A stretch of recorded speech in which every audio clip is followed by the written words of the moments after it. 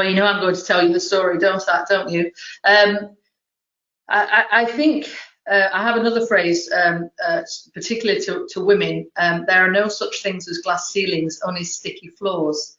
And that's about, don't root yourself to the spot and try and take everything on your own shoulders.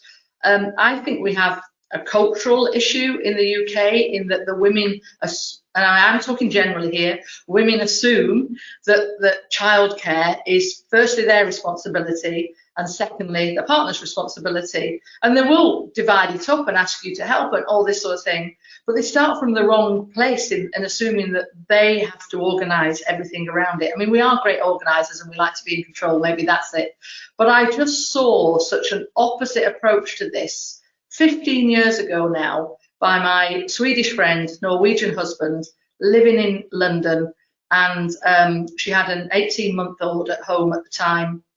I'd spent the day with her and her young child, and then she was on a career break, banker, and then her husband came through the door, and she just plonked the child in his arms and said, "He's all yours. I've been with him all day, and now I'm going out with Jenny for the evening. See you later."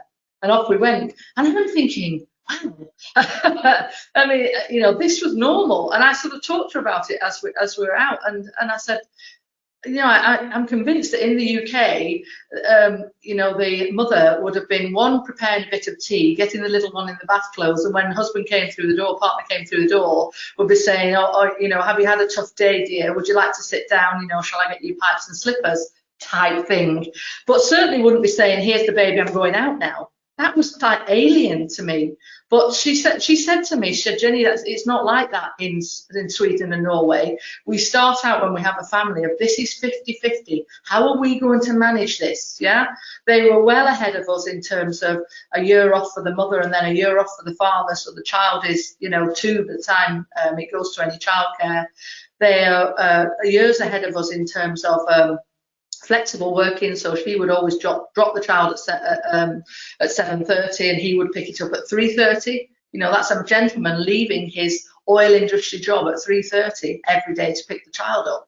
So, and this is 15 years ago, but it all comes from a mindset of, we now have a baby. She said, we created this baby, we both have careers, and we need to have a plan about how we manage this, which includes social time as well.